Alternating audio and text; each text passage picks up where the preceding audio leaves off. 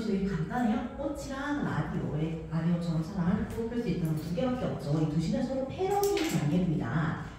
그래서 이 시를 들어가기 전에 우리 일단은 앞 페이지로 좀 넘어와서 문학을 어떻게 재구성하고 창작하는지에 대해서 좀 얘기를 먼저 해볼 겁니다. 여기를 좀 짚고 넘어가 볼게요. 항상 이 둘이 세트로 나오는 거는 이 둘이 패러디의 관계에 있기 때문이거든요. 그렇기 때문에 이 부분을 좀 읽고 들어가는 게 좋을 것 같아요. 자, 1분간 이찬이가 한번 읽어볼까요?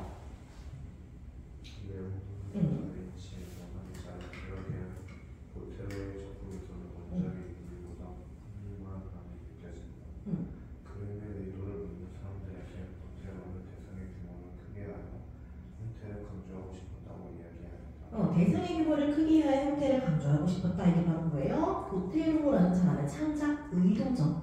그래서 의도를 담아서 모나리자를 패러디한 거니까 그 패러디의 의도를 파악해야 되는 거예요. 그래서 왜 그렇게 했는지 그 의도가 바로 형태를 강조하고 싶었기 때문인 거죠. 규모를 굳이 크게 그린 이유가. 자, 그 다음 기술 읽어볼까요? 이와 마찬가지로 우리는 문학 작품을 감상하면서 다양한 시각에서 재구성하거나 주체적인 관점에서 창작해 볼 수 있다. 그래요. 또? 작품을 감상하면서 얻게 된 다양한 문학적 경험은 새로운 문학 생산 활동에 바탕이 되기 때문이다. 그렇대요. 그래서 우리가 작품을 감상하고 그 경험을 해요. 그 다음에 또 그걸 바탕으로 새로운 걸 만들어내거나 뭐 패러디를 하거나 그럴 수 있다라는 거겠죠. 자, 그 다음부터 시윤이가 한번 읽어볼까요? 작품을 감상한 뒤에 다양한 시각에서 창의적으로 재구성해 보는 것은 적극적인 문학 활동이라는 점에서 의미가 있다. 작품을 재구성할 때는 원작의 내용이나 형식, 표현 등을 참신하게 바꿔볼 수 있다. 또는 작품의 사회 문화적 내용을 분리하여 맥락을 바꿔보거나 작품이 소통되는 입장에 다르게 해석할 수도 있다. 그렇대요. 자, 그래서 우리가 작품을 창의적으로 재구성하는 것의 의미, 가치가 나와 있죠. 이게 뭐예요? 적극적인 문학 활동이다라는 점이죠. 그래서 우리가 재구성을 하는 방법을 세 가지를 지금 여기서 언급하고 있어요. 첫 번째는 원작의 내용이나 형식, 표현 등을 참신하게 바꾸어 보는 것. 이게 첫 번째 방법이죠. 재구성의 첫 번째 방법입니다. 또 두 번째는 작품의 사회 문화적 배경을 달리하여 맥락을 바꿔보는 것. 그죠? 또 세 번째는 작품이 소통되는 매체를 다르게 하는 것. 이때 매체라는 거는 뭐 신문이라든지 SNS라든지 잡지, 텔레비전 이런 걸 다 의미하는 거예요. 자, 그 다음 마지막 문단 현경이가 한번 읽어볼까요?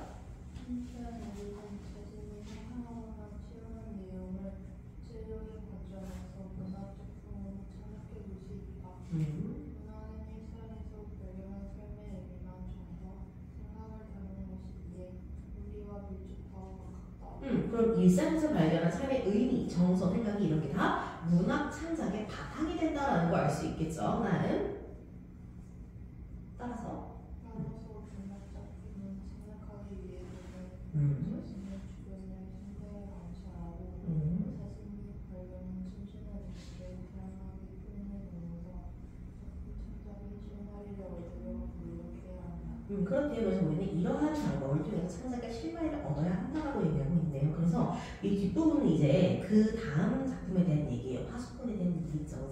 그래서 우리가 일단 볼 것은 작품을 창의적으로 재구성하는 방법에 대해서 좀 관심을 두면서 두 작품을 읽어나가면 될 것 같습니다. 자, 우리 작품으로 한번 넘어가 볼게요. 한 페이지 넘겨서 김춘수의 꽃 한번 들어가 볼 겁니다. 자, 김춘수의 꽃입니다. 자, 작품을 들어가기 전에 우리는 이 작품을 쓴 김춘수라는 사람이 어떤 사람인지를 좀 먼저 보고 들어가 볼게요. 자, 여러분들은요 아마 이 작품은 본 적이 있을 겁니다. 그래서 꽤 유명한 작품이잖아요, 그렇죠? 그 전에 김춘수라는 사람은 원래 어떤 시를 쓰는가를 좀 알아두는 게 앞으로 김춘수의 작품을 볼 때 조금 더 도움이 되겠죠. 혹시나 연기에 외부집이 나온다면, 그렇죠? 그래서 김춘수라는 그 작가는요 기본적으로 인간의 실존, 본질 이런 것들에 대해서 탐구한 사람이에요. 그렇죠? 인간의 본질, 인간의 실존에 대해서 이야기를 하는 시를 많이 씁니다. 어떻게 누군가 알게 모습이 있는 될 것인가? 우리는 어떤 의미를 가지고 삶을 살아야 하는가 뭐 이런 게 다 실존과 본질의 내용이겠죠. 그죠? 자, 그런데요. 이 작가는요. 유학 출신, 유학파예요. 원래는 일제 강점기쯤에 출생을 해가지고 이제 대학을 일본으로 갔어요. 대학을 일본으로 갔는데 거기에 가서 이제 일본 대학을 갔잖아. 그래서 조용히 잘 살았으면 괜찮았을 것 같은데 거기서 천황을 비판한 거야. 천황이랑 조선 총독부를 그냥 대놓고 비판을 해버린 거야. 그래서 일본 입장에서는 당연히 마음에 안 들겠죠. 그래서 거기서 퇴학당해요. 대학에서. 퇴학을 당하고 한국으로 돌아와서 작품 활동을 하면서 인간의 실존이나 본질에 대한 이야기를 하게 되는 겁니다. 자, 그런데 인간의 실존이나 본질, 이런 꽃 같은 아름다운 작품을 쓴 사람은 왠지 좀 인류애가 넘치고 인간을 사랑할 것 같잖아요. 근데 이 작가한테도 흑역사가 있어. 어떤 게 있냐면은 군부 독재를 찬양했어요. 그래서 신군부 작품을 쓰고 말았던 거야. 그래서 전두환 정권을 찬양하는 시를 쓴 거예요. 그래서 영원한 그게 본인의 어떤 오점으로 남게 되죠. 그래서 아주 좀 시간이 지난 이후에 그 사람이 정권이 바뀐 이후에 김순수라는 작가가 그에 대해서 해명을 해요. 사과를 합니다. 그때는 이건 내가 쓰고 싶어서 쓴 게 아니었고 타의에 의한 것이었다고 사과를 합니다. 그래서 그렇게 해서 이게 마무리가 될 일이라고 보시면 돼요. 그래서 우리가 교과서에서 본 김순수의 작품은 거의 꽃이 대부분일 거고요. 조금 어렵게 나온다면은 꽃을 위한 서시가 나올 거예요. 그건 조금 더 어렵습니다. 그래서 여러분들이 아마 푸는 문제에 가끔 실려 있을 거예요. 나올 때 그때 제가 다시 짚어드릴게요. 자, 작품으로 한번 들어가 봅시다. 자, 이 작품은요, 의미를 파악하는 데는 이제 조금 어렵진 않아요. 작품이 막 이해가 안 되거나 그러진 않을 거야. 근데 이제 다만 인식의 여부에 대해서 좀 해석하는 방법이 달라지기 때문에 하나하나 좀 같이 들어가 볼게요. 자, 첫 번째 1년입니다. 1년 규리가 한번 읽어볼까요?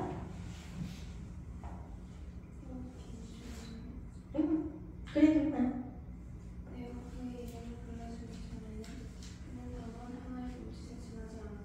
내가 그의 이름을 불러주기 전이에요. 그쵸? 그래서 일단은 1년은요, 시간이었을 때 불러주기 전이라는 시간이 되는 거죠. 그래서 1년 들어갈게요. 1년으로 가서 해보. 이름을 불러주기 전이라고 일단은 정리를 해볼게요.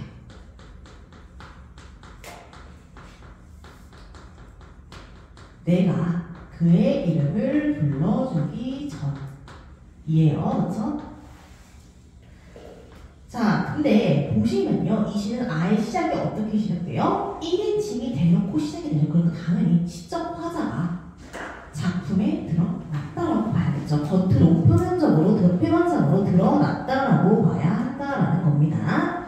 자, 어렵지 않죠? 일단은 그의 이름을 불러주기 전이었대. 그럼 누가 누구를 부르는 거야? 내가 그 사람을 부른다라고 일단은 주체와 객체를 명확하게 파악해 두시는 게 좋겠죠. 그는 다만, 그가 누구겠어? 내가 부르는 사람, 그러니까 시적 대상이어야 되죠. 내가 화자, 그가 대상인 겁니다. 그죠? 그는 다만 하나의 몸짓에 지나지 않았다라는 거죠. 그럼 뭐예요? 몸짓에 지나지 않았다. 이 몸짓은 중요한 거야? 아니야? 그러면은 문장으로 봤을 때 이 몸짓은 중요한 행위 같아요? 아닌 것 같아요? 그것 정도밖에 안 되었다 이런 의미잖아. 별거 아니었다라는 거죠. 자, 그래서 다시 한번 볼게요. 자, 이름을 불러주기 전입니다. 그러니까 내가 너라는 사람의 이름을 알기 전이야. 근데 우리가 친구가 된 과정을 한번 생각을 해봐요.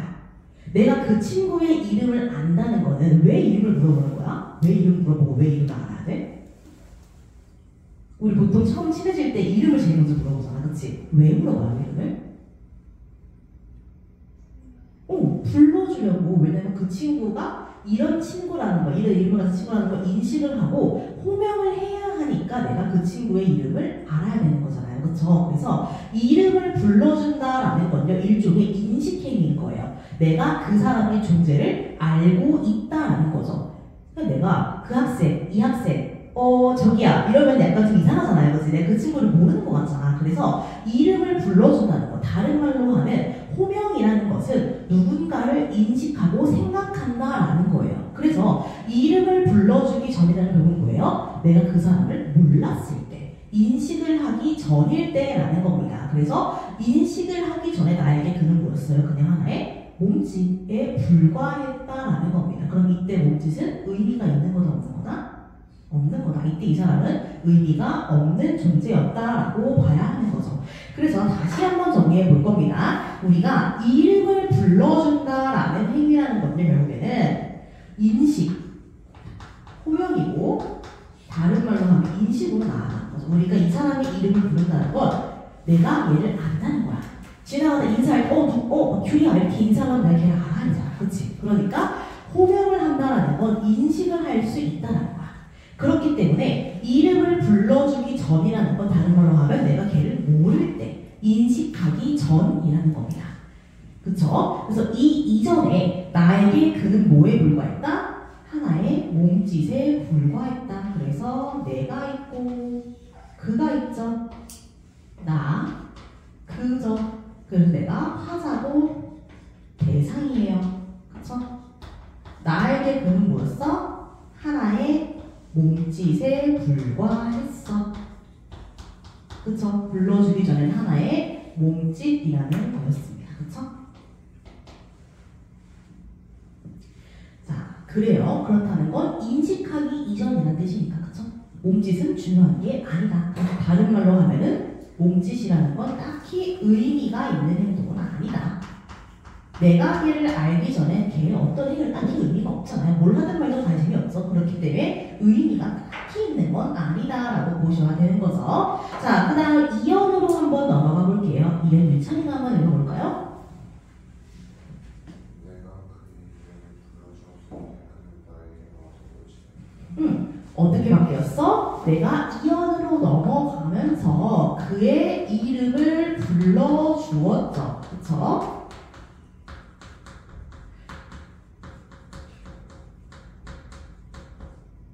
이름을 불러주었을 때죠. 자, 다른 말로 하면 뭐야? 내가 그를 호명했을 때, 다른 말로 하면은 내가 그를 인식했을 때라고 봐야겠죠. 내가 그를 호명하고 인식한다. 그렇다는 건 뭐야? 나에게 어떤 의미 있는 존재가 됐다는 거잖아. 걔의 이름을 알고 걔가 지나가면 부를 수 있고 이렇다는 거잖아. 걔에게 관심이 생겼다라는 거죠. 그때 걔는 뭐예요? 나에게로 와서 꽃이 되었다라는 겁니다. 그쵸? 그래서 내가 그를 부릅니다. 이제 그래서 호명 또는 명명이라고 해요. 그런 행위를. 그쵸? 그래서 내가 있고 그가 있을 때 내가 이 아이를 명명했어요. 호명이라고 해도 돼요. 명명했더니 걔는 나에게로 와서 뭐가 됐어요? 하나의 꽃이 되었죠. 그쵸? 그래서 얘는 나에게로 와서 꽃이 되었다. 그쵸? 이전에는 몸짓이었던 게 꽃으로 바뀐 거죠. 그럼 내가 이 아이를 명명하고 인식했다라는 거니까요. 이 꽃은 의미가 있다 없다? 의미가 있어야 되죠. 나에게 의미 있는 존재가 되었다라는 의미인 겁니다. 그죠?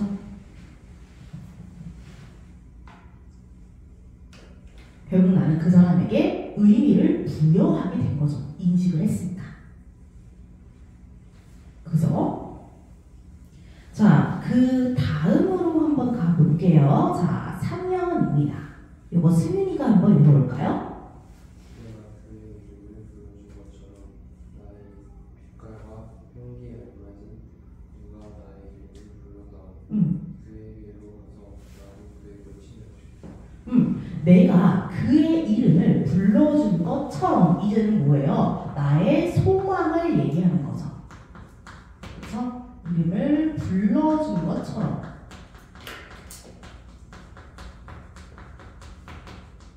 다른 말로 하면 소망이죠. 누가 불러주길 바란다라는 겁니다. 내가 이러한 행위를 하고 남이 나에게도 그렇게 해주기를 바라는 거야. 그쵸? 불러내. 나도 그에게로 가서 뭐 할 거래? 꽃이 되고 싶대. 그럼 어떻게 해야 돼요? 위치가 바뀌어야 되는 거죠. 그쵸? 원래는 내가 그를 불렀다면 이제는 그가 나를 불러야 되는 거야. 그쵸? 그가 나를 명명해 주기를 바라는 겁니다. 그쵸? 이거 명명을 해준 건 아니야. 아직 소망하고 있는 거야.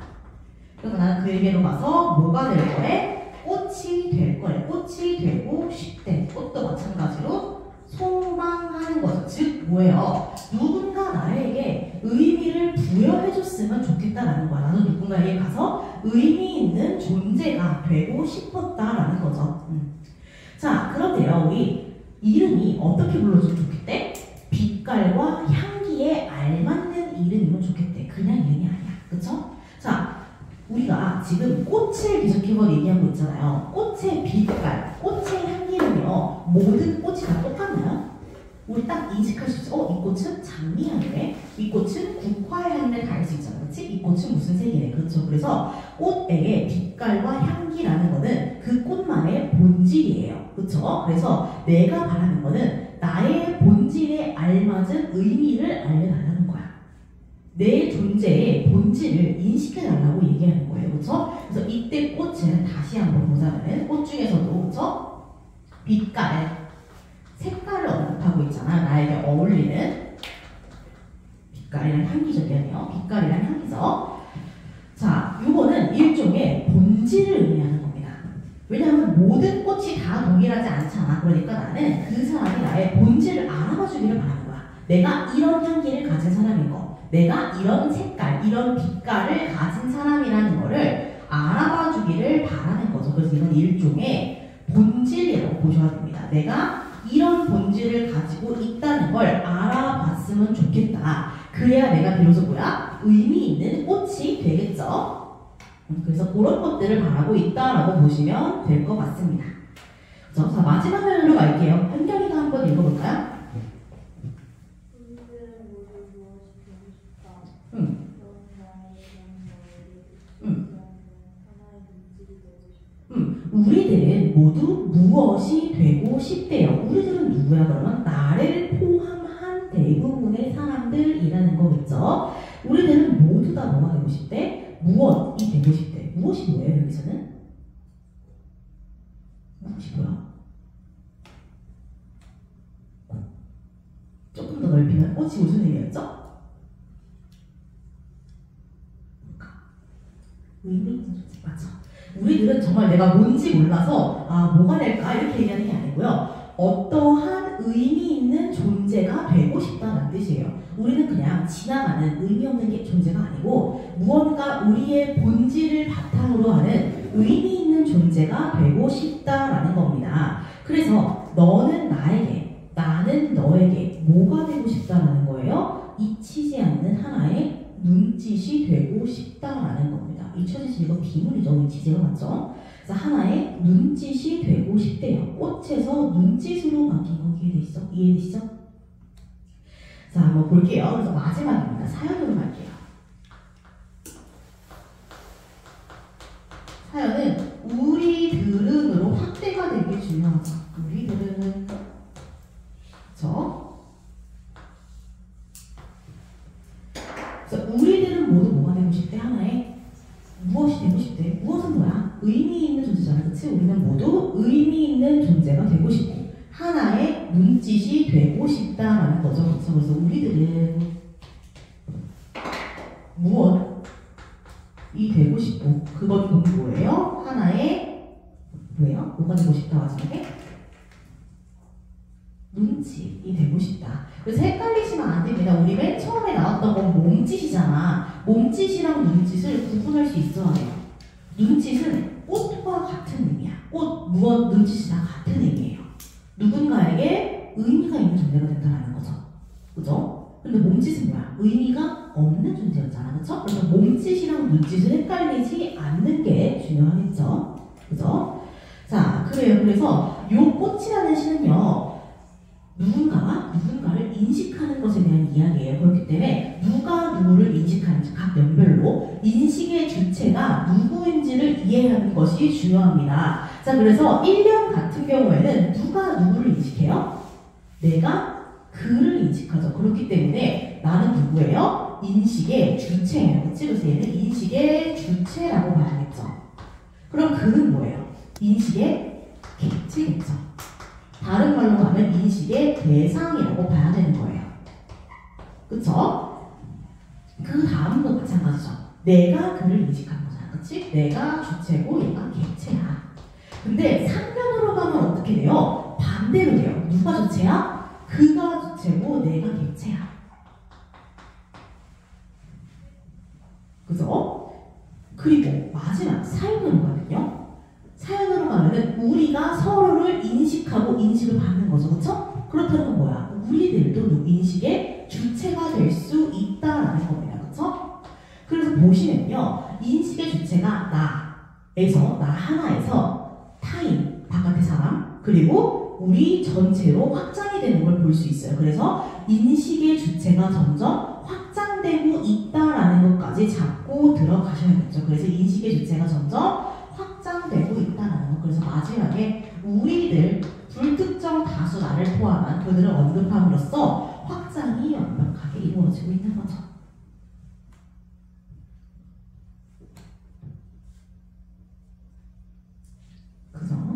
그래서 이렇게 한번 보게 될 겁니다. 그래서 이 시의 제목인 꽃은 결국에 뭘 의미하는 거예요? 내가 누군가에게 본질을 기반으로 한 의미 있는 존재가 된다는 걸 의미하는 거고요. 그렇다면 이 시에서의 꽃은 우리가 실제로 아는 구체적인 그 꽃 한 송이를 의미하는 걸까요? 그건 아니에요. 이때 꽃은 굉장히 추상적입니다. 이 사람이 말하고 싶었던 내용을 꽃이라는 속성에 투영을 한 것뿐이지 여기서 꽃이 진짜로 구체적인 그 꽃 한 송이, 장미꽃 이런 걸 의미하는 건 아니에요. 그렇기 때문에 여기서 꽃은 관념을 대변하는 추상적인 사물이라고 봐야 된다라는 겁니다. 그래서 적어둘게요. 꽃은 일종의 추상적인 사물이에요. 여기서는.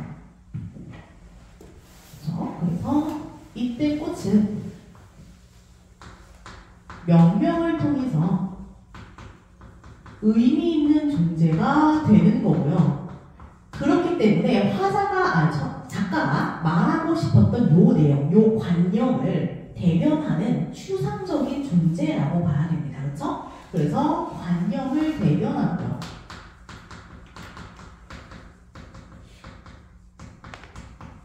추상적이라고 봐야 돼요.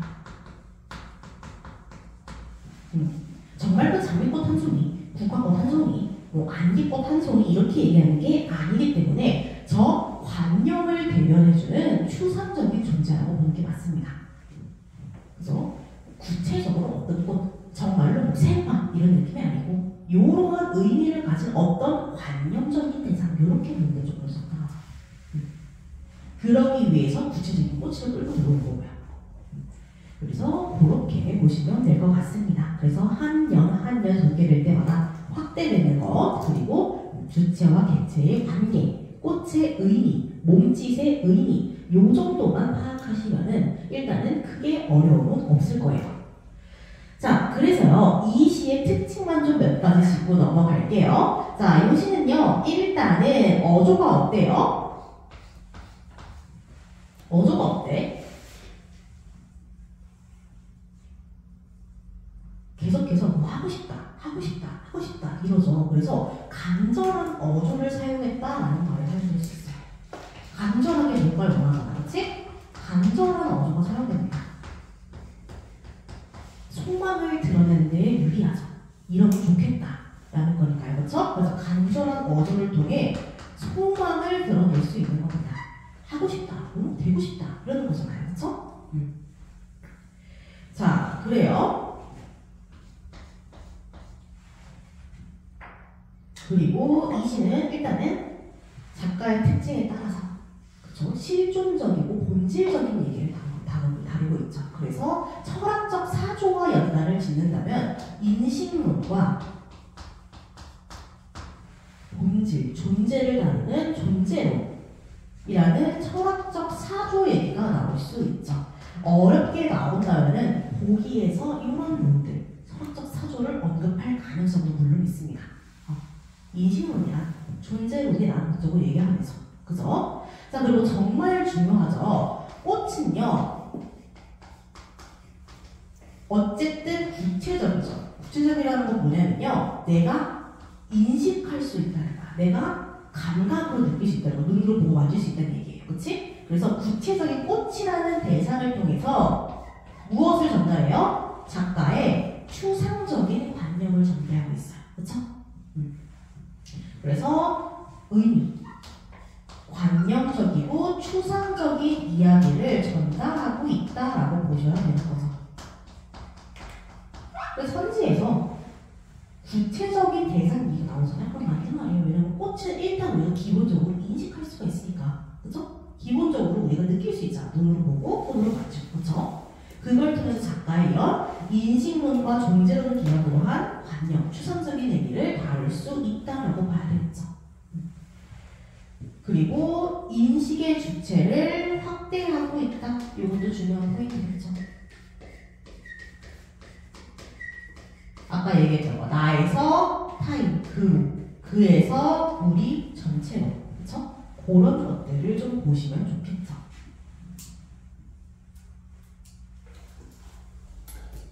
자, 그렇기 때문에 이 시는요 관념적이라고 얘기해요. 애초에 관념을 다루고 있으니까. 그리고 이 관념을 꽃이라는 상징을 통해서 얘기하고 있기 때문에 상징적이라고 이야기하기도 합니다. 지금 이렇게 한번 정리를 해볼게요. 괜찮죠? 생각보다 되게 작품이 분석을 하다 보면 조금 심오해집니다. 이거는. 그래서 어렵게 나온다면 뭐 철학적 사조를 같이 엮어낼 수는 있겠지만 정말 어렵게 내렸다고 작성을 하면요 이 시랑 같이 비문학 섞어낼 수도 있겠죠. 관념론에 대한 것들.